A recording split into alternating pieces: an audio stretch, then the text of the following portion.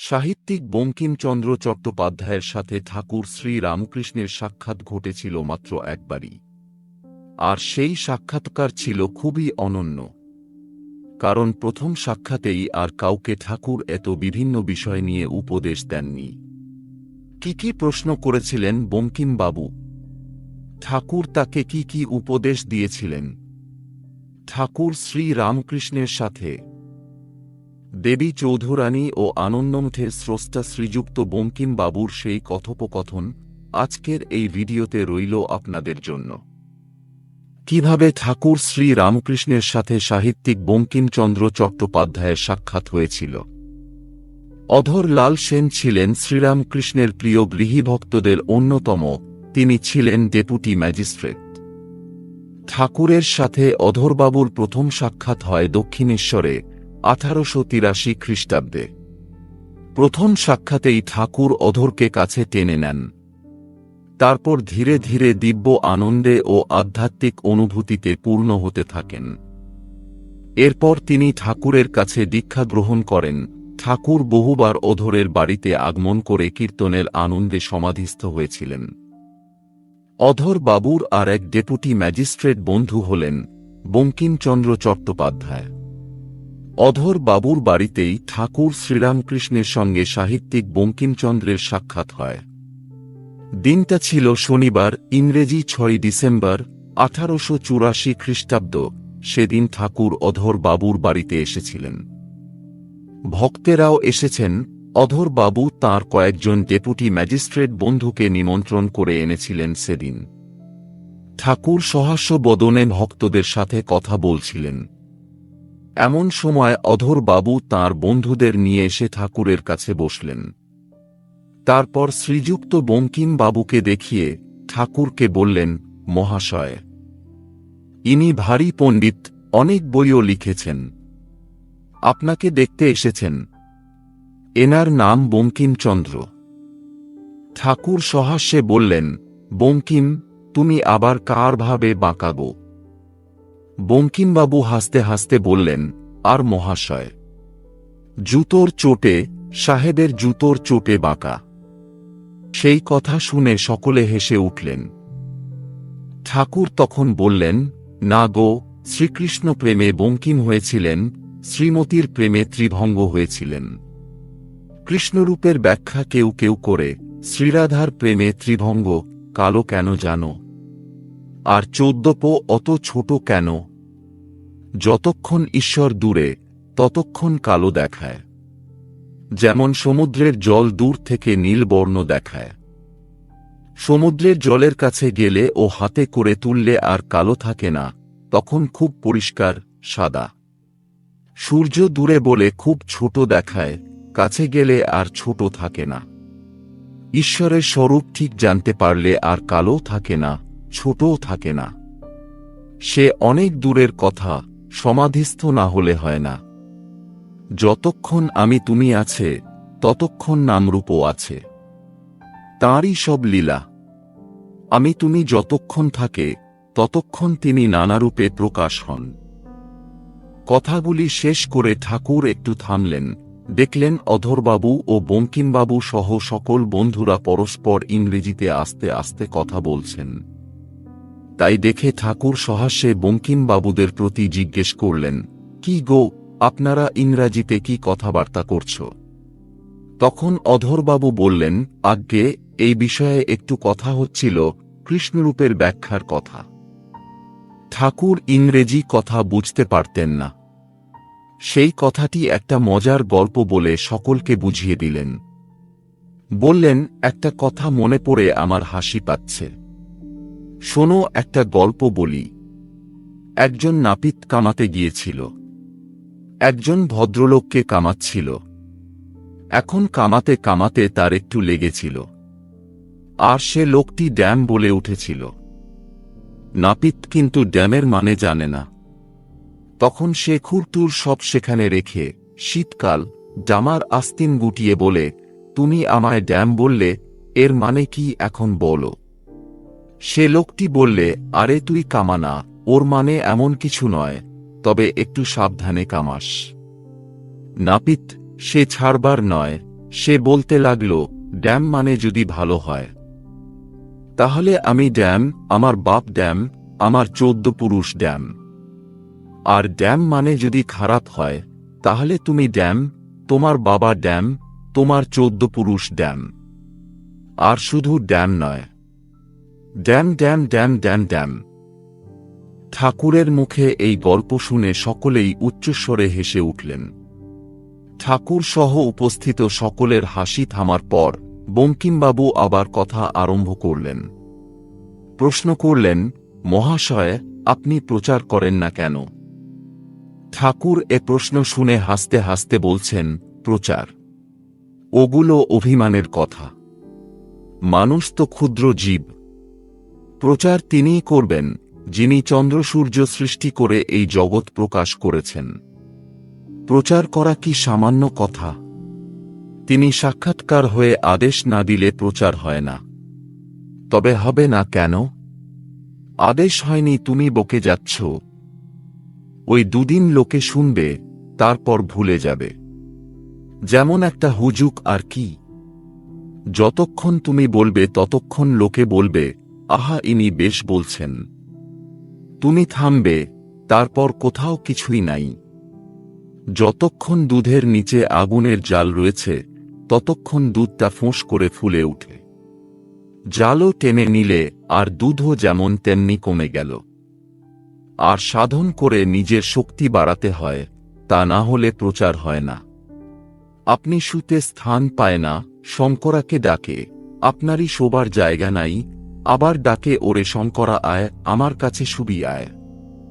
তেমনি ঈশ্বর সাক্ষাৎকার হয়ে যদি আদেশ দেন তবেই প্রচার হয়, লোকশিক্ষা হয়, তা না হলে কে তোমার কথা শুনবে? ঠাকুরের এই কথাগুলি সকলে গম্ভীরভাবে স্থির হয়ে শুনতে লাগলেন। কত সহজ করে উদাহরণ দিয়ে ঠাকুর কঠিন তত্ত্ব কথা বলছেন। এবার ঠাকুর বঙ্কিমবাবুকে একটি প্রশ্ন করলেন, আচ্ছা, আপনি তো খুব পণ্ডিত, আর কত বই লিখেছ। আপনি কি বলো, মানুষের কর্তব্য কি? কি সঙ্গে যাবে? পরকাল তো আছে। বঙ্কিমবাবু সে সম্বন্ধে কিছুই জানতেন না, তাই বললেন, পরকাল, সে আবার কি? ঠাকুর বলছেন, হ্যাঁ, জ্ঞানের পর আর অন্য লোকে যেতে হয় না, পুনর্জন্ম হয় না। কিন্তু যতক্ষণ না জ্ঞান হয়, ঈশ্বরলাভ হয়, ততক্ষণ সংসারে ফিরে ফিরে আসতে হয়, কোনো মতে নিস্তার নাই। ততক্ষণ পরকালও আছে। জ্ঞানলাভ হলে, ঈশ্বর দর্শন হলে মুক্তি হয়ে যায়, আর আসতে হয় না। সিধনো ধান পুঁতলে আর গাছ হয় না। জ্ঞানাগ্নিতে সিদ্ধ যদি কেহ হয়, তাকে নিয়ে আর সৃষ্টির খেলা হয় না। সে সংসার করতে পারে না, তার তো কামিনী কাঞ্চনে আসক্তি নাই। সিধনো ধান আর খেতে পুঁতলে কি হবে? বঙ্কিমবাবু হাসতে হাসতে তার পাল্টা বললেন, মহাশয়, তা আগাছাতেও কোনো গাছের কাজ হয় না। বঙ্কিমবাবুর এ কথায় ঠাকুর বললেন, জ্ঞানী তা বলে আগাছা নয়। যে ঈশ্বর দর্শন করেছে সে অমৃত ফল লাভ করেছে, লাউ কুমড়া ফল নয়। তার পুনর্জন্ম হয় না। পৃথিবী বলো, সূর্যলোক বলো, চন্দ্রলোক, কোনো জায়গায় তার আসতে হয় না। তুমি তো পণ্ডিত, ন্যায় পড়ো নাই। বাঘের মতো ভয়ানক বললে যে বাঘের মতো একটা ভয়ানক ন্যাচ কি হাঁড়ি মুখ থাকবে, তা নয়। কুমোররা হাঁড়ি শুকোতে দেয়, তার ভিতর পাকা হাঁড়িও আছে, আবার কাঁচা হাঁড়িও আছে। কখনো বরুটরু এলে হাঁড়ি মারিয়ে যায়। পাকা হাঁড়ি ভেঙে গেলে কুমোর সেগুলোকে ফেলে দেয়। কিন্তু কাঁচা হাঁড়ি ভেঙে গেলে সেগুলি কুমোর আবার ঘরে আনে, এনে জল দিয়ে মেখে আবার চাকে দিয়ে নূতন হাঁড়ি করে ছাড়ে না। যতক্ষণ কাঁচা থাকবে কুমোর ছাড়বে না, যতক্ষণ না জ্ঞানলাভ হয়, যতক্ষণ না ঈশ্বর দর্শন হয়, ততক্ষণ কুমোর আবার চাকে দেবে, ছাড়বে না, অর্থাৎ ফিরে ফিরে এ সংসারে আসতে হবে। নিস্তার নাই। তাকে লাভ করলে তবে মুক্তি হয়, তবে কুমোর ছাড়ে, কেননা তার দ্বারা মায়ার সৃষ্টির কোনো কাজ আসে না। জ্ঞানী মায়াকে পার হয়ে গেছে। সে আর মায়ার সংসারে কি করবে? তবে কারুকে কারুকে তিনি রেখে দেন মায়ার সংসারে লোকশিক্ষার জন্য, লোকশিক্ষা দিবার জন্য জ্ঞানী বিদ্যামায়া আশ্রয় করে থাকে। সে তাঁর কাজের জন্য তিনিই রেখে দেন, যেমন সুখদেব, শঙ্করাচার্য। তারপর ঠাকুর বঙ্কিমবাবুকে আরও একটি প্রশ্ন করলেন, আচ্ছা, আপনি কি বলো, মানুষের কর্তব্য কি? উত্তরে বঙ্কিমবাবু বললেন, আজ্ঞা, তা যদি বলেন, তাহলে আহার, নিদ্রা ও মৈথুন। এই উত্তরে ঠাকুর কিছুটা বিরক্ত হলেন। বিরক্ত হয়েই তিনি বললেন, তুমি তো বড় ছ্যাঁচড়া। তুমি যা রাত দিন করো তাই তোমার মুখে বেরুচ্ছে। লোকে যা খায় তার ঢেকুর ওঠে।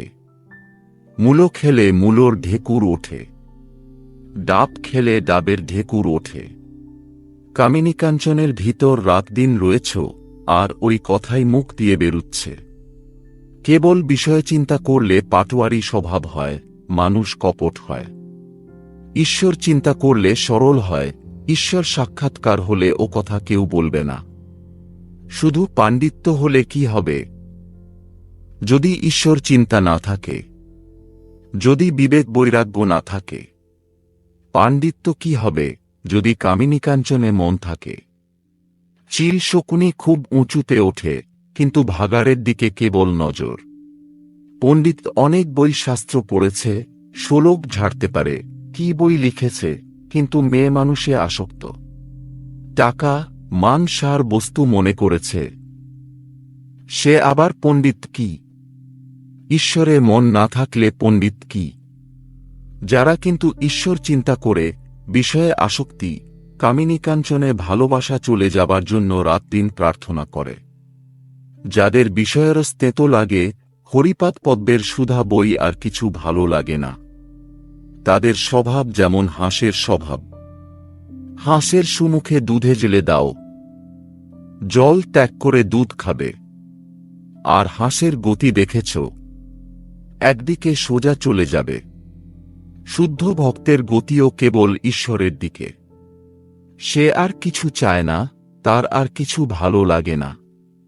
তারপর কোমলভাবে বঙ্কিমবাবুকে বললেন, আপনি কিছু মনে করো না। বঙ্কিমবাবু প্রত্যুত্তরে বললেন, আজ্ঞা, মিষ্টি শুনতে আসিনি।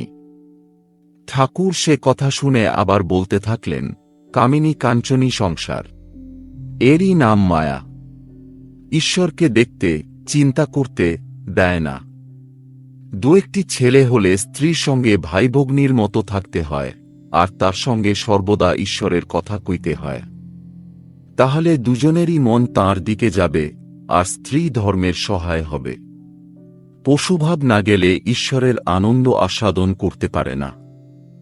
ঈশ্বরের কাছে প্রার্থনা করতে হয় যাতে পশুভাব যায়। ব্যাকুল হয়ে প্রার্থনা।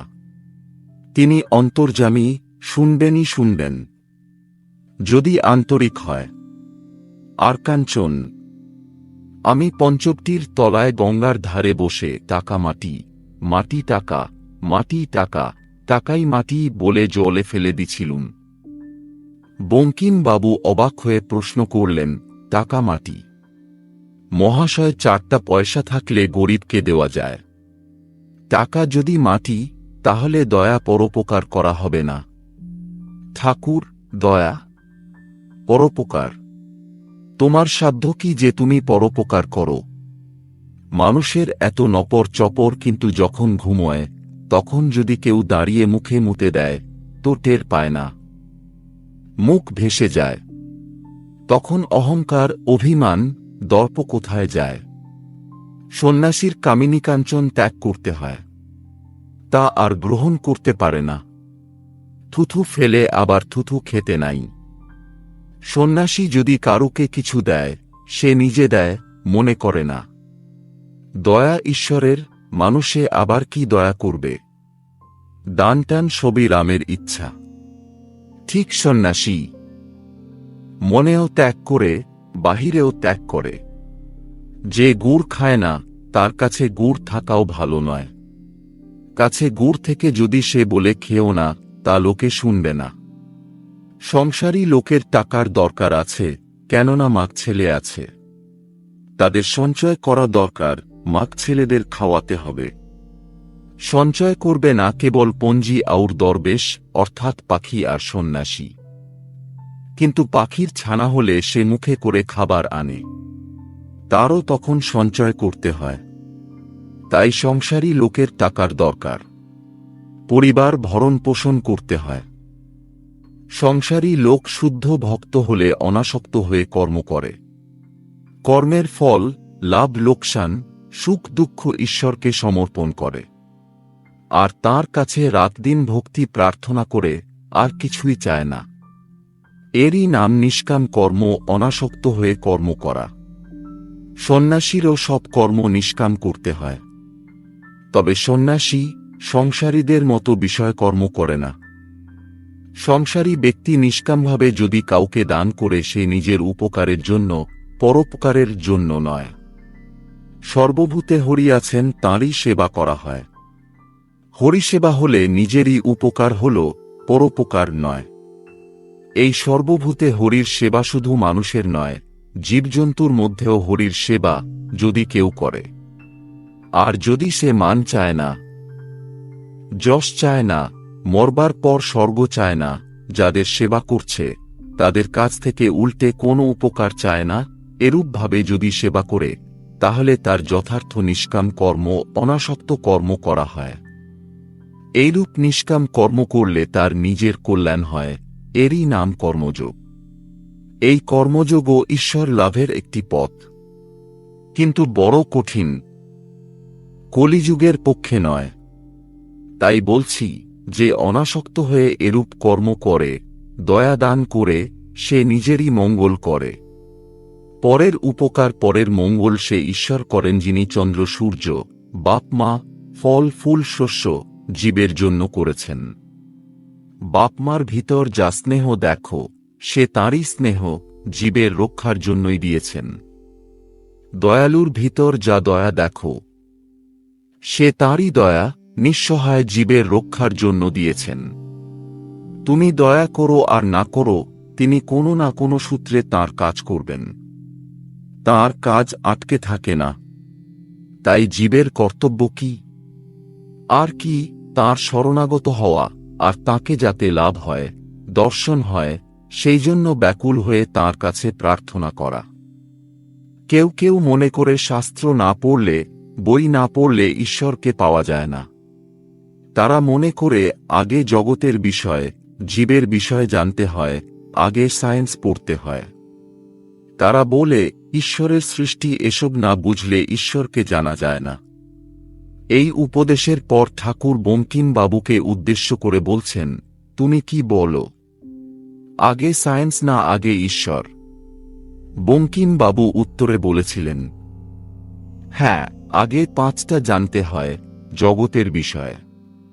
একটু এদিককার জ্ঞান না হলে ঈশ্বর জানব কেমন করে? আগে পড়াশোনা করে জানতে হয়। ঠাকুর তখন বলছেন, ওই তোমাদের এক, আগে ঈশ্বর, তারপর সৃষ্টি। তাকে লাভ করলে দরকার হয়তো সবই জানতে পারবে। বাল্মীকিকে রামমন্ত্র জপ করতে দেওয়া হলো, কিন্তু তাকে বলা হলো মরা মরা জপ করো। ম মানে ঈশ্বর আর রা মানে জগৎ। আগে ঈশ্বর তারপর জগৎ, এক কে জানলে সব জানা যায়। একের পর যদি 50টা শূন্য থাকে অনেক হয়ে যায়। এককে পুছে ফেললে কিছুই থাকে না। এককে নিয়েই অনেক। এক আগে, তারপর অনেক। আগে ঈশ্বর, তারপর জীবজগৎ। তোমার দরকার ঈশ্বরকে লাভ করা। তুমি অত জগৎ সৃষ্টি সায়েন্স ফায়েন্স এসব করছো কেন? তোমার আম খাবার দরকার। বাগানে কত শত আম গাছ, কত হাজার ডাল, কত লক্ষ কোটি পাতা, এসব খবরে তোমার কাজ কি? এ সংসারে মানুষ এসেছে ভগবান লাভের জন্য, সেটি ভুলে নানা বিষয়ে মন দেওয়া ভালো নয়। তুমি আম খেতে এসেছ, আম খেয়ে যাও। প্রত্যুত্তরে বঙ্কিমবাবুর প্রশ্ন, আম পাই কই? ঠাকুরের উপদেশ, তাকে ব্যাকুল হয়ে প্রার্থনা করো। আন্তরিক হলে তিনি শুনবেনই শুনবেন। হয়তো এমন কোনো সৎসঙ্গ জুটিয়ে দিলেন, যাতে সুবিধা হয়ে গেল। কেউ হয়তো বলে দেয়, এমনি এমনি করো তাহলে ঈশ্বরকে পাবে। বঙ্কিম বাবুর আবার প্রশ্ন, কে? গুরু। তিনি আপনি ভালো আম খেয়ে আমায় খারাপ আম দেন। একথায় উপস্থিত সবাই হেসে উঠলেন। ঠাকুর বলতে থাকলেন, কেন গো? যার যা পেটে সয়। সকলে কি পলুয়াকালিয়া খেলে হজম করতে পারে? বাড়িতে মাছ এলে মা সব ছেলেকে পলুয়াকালিয়া দেন না। যে দুর্বল, যার পেটের অসুখ, তাকে মাছের ঝোল দেন, তা বলে কি মা সে ছেলেকে কম ভালোবাসেন? গুরু বাক্যে বিশ্বাস করতে হয়। গুরুই সচ্চিদানন্দ, সচ্চিদানন্দই গুরু। তাঁর কথা বিশ্বাস করলে, বালকের মতো বিশ্বাস করলে ঈশ্বর লাভ হয়। মা বলেছে, ও ঘরে জুজু। তো পাকা জেনে আছে, ও ঘরে জুজু। এই বালকের বিশ্বাস, গুরুবাক্যে এমন বিশ্বাস চাই। সায়না বুদ্ধি, পাটোয়ারি বুদ্ধি, বিচার বুদ্ধি করলে ঈশ্বরকে পাওয়া যায় না। বিশ্বাস আর সরল হওয়া, কপট হলে হবে না। সরলের কাছে তিনি খুব সহজ, কপট থেকে তিনি অনেক দূর। বালক যেমন মাকে না দেখলে দিশেহারা হয়, সন্দেশ মিঠাই হাতে দিয়ে ভোলাতে যাও, কিছুই চায় না, কিছুতেই ভোলে না। আর বলে, না আমি মার কাছে যাব, সেই রকম ঈশ্বরের জন্য ব্যাকুলতা চাই। যার সংসারে এসব সুখ ভোগ আলুনি লাগে, যার আর কিছু ভালো লাগে না, টাকা, মান, দেহের সুখ, ইন্দ্রিয়ের সুখ, যার কিছুই ভালো লাগে না, সেই আন্তরিক মা মা করে কাতর হয়। তারই জন্যে মার আবার সব কাজ ফেলে দৌড়ে আসতে হয়। এই ব্যাকুলতা। যে পথেই যাও, হিন্দু, মুসলমান, খ্রিস্টান, শাক্ত, ব্রহ্মজ্ঞানী, যে পথেই যাও, ওই ব্যাকুলতা নিয়েই কথা। তিনি তো অন্তর্যামী, ভুল পথে গিয়ে পড়লেও দোষ নাই, যদি ব্যাকুলতা থাকে। তিনি আবার ভালো পথে তুলে লন। আর সব পথেই ভুল আছে, সব্বাই মনে করে আমার ঘড়ি ঠিক যাচ্ছে, কিন্তু কারো ঘড়ি ঠিক যায় না।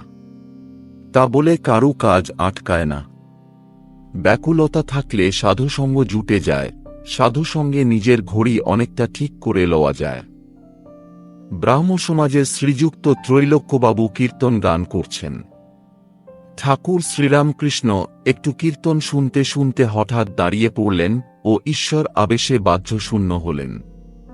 একেবারে অন্তর্মুখ, সমাধিস্থ, দাঁড়িয়ে দাঁড়িয়েই সমাধিস্থ সকলেই ঠাকুরকে বেষ্টন করে দাঁড়ালেন।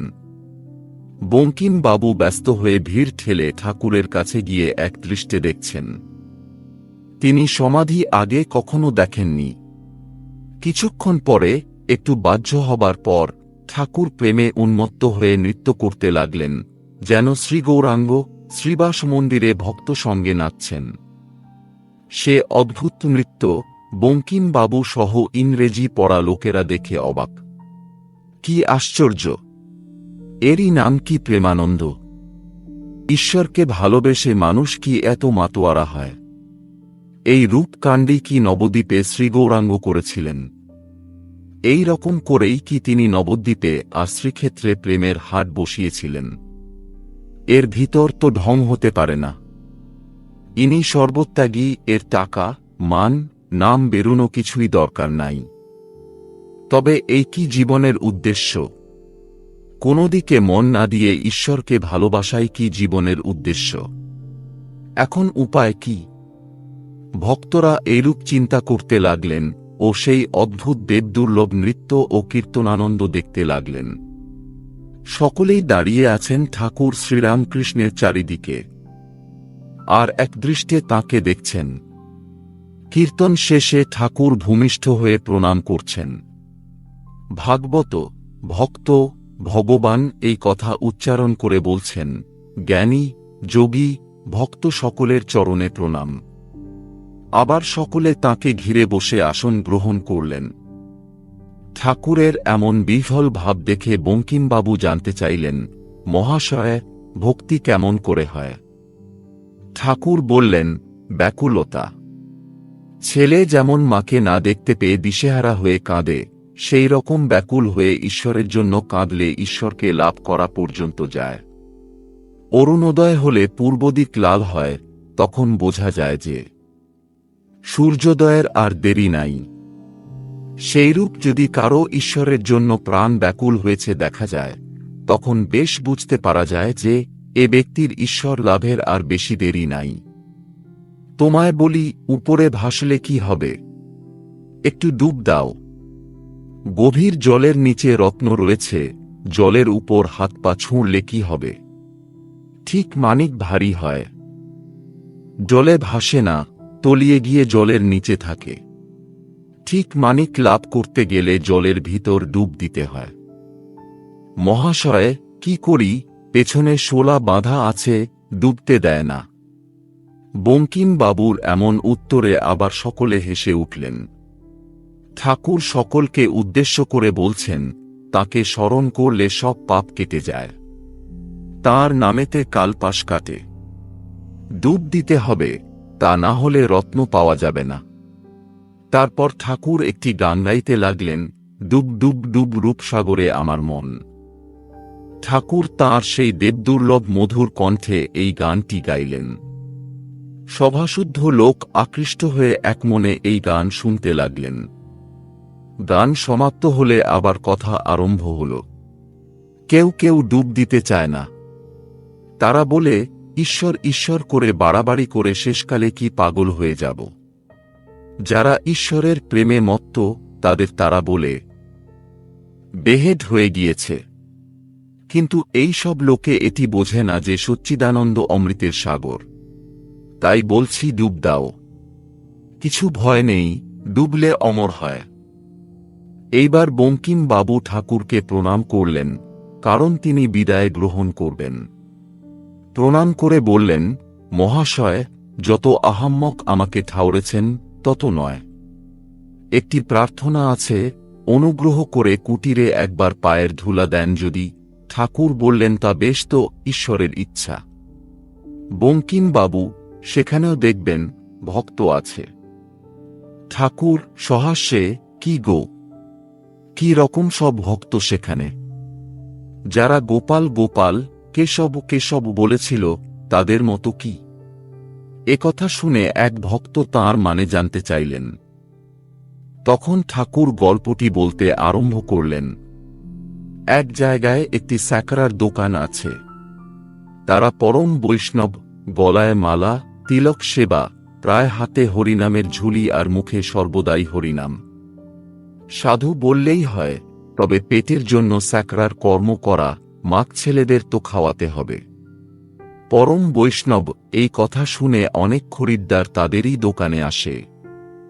কেননা তারা জানে যে এদের দোকানে সোনারূপা গোলমাল হবে না। খরিদ্দার দোকানে গিয়ে দেখে যে মুখে হরিনাম করছে আর বসে বসে কাজকর্ম করছে। খরিদ্দার যেই গিয়ে বসল, একজন বলে উঠল, কেশব কেশব। খানিকক্ষণ পরে আর একজন বলে উঠল, গোপাল গোপাল। আবার একটু কথাবার্তা হতে না হতেই আরেকজন বলে উঠল, হরি হরি। গয়না গড়বার কথা যখন একরকম ফুরিয়ে এল, তখন আরেকজন বলে উঠল, হর হর। কাজে কাজেই এত ভক্তি প্রেম দেখে তারা স্যাকরাদের কাছে টাকা করে দিয়ে নিশ্চিন্ত হল, জানে যে এরা কখনো ঠকাবে না। কিন্তু কথা কি জানো? খরিদ্দার আসবার পর যে বলেছিল, কেশব কেশব, তার মানে এই এরা সব কে? অর্থাৎ যে খরিদ্দারেরা আসলো এরা সব কে? যে বললে গোপাল গোপাল, তার মানে এই এরা দেখছি গরুর পাল, গরুর পাল। যে বললে হরি হরি, তার মানে এই যেকালে দেখছি গরুর পাল, সে স্থলে তবে হরি অর্থাৎ হরণ করি। আর যে বললে হর হর, তার মানে এই যেকালে গরুর পাল দেখছ, সেকালে সর্বস্ব হরণ করো, এই তারা পরমভক্ত সাধু। ঠাকুরের কাছে এমন গল্প শুনে সকলে হাসিতে ফেটে পড়লেন। কেবল বঙ্কিমবাবু হাসলেন না। তিনি যেন একাগ্র চিত্তে কিছু ভাবছিলেন। কিন্তু একাগ্র হয়ে কি ভাবছিলেন? ঘরের দরজার কাছে এসে দেখেন চাদর ফেলে এসেছেন ঘরে, গায়ে শুধু জামা। একটি বাবু চাদরখানি কুড়িয়ে নিয়ে ছুটে এসে চাদর তার হাতে দিলেন। বঙ্কিমবাবু বিদায় গ্রহণ করলেন। বঙ্কিমবাবু কি ভাবছিলেন তা আর জানা যায়নি। কিছুদিন পরে ঠাকুর শ্রীযুক্ত গিরিশ ও মাস্টারকে বঙ্কিমবাবুর সাকিভাঙার বাসায় পাঠিয়েছিলেন।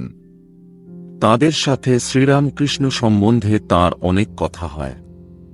তাদের কাছে ঠাকুরকে আবার দর্শন করতে আসবার ইচ্ছা প্রকাশ করেন বঙ্কিমবাবু, কিন্তু কার্যগতিকে আর আসতে পারেননি। প্রথম সাক্ষাৎকারই শেষ সাক্ষাৎকার হয়ে থেকে যায়। আমরা চিরকৃতজ্ঞ মাস্টার মশাইয়ের কাছে ঘটনাটি লিপিবদ্ধ করার জন্য। জয়তু ঠাকুর শ্রীরামকৃষ্ণ।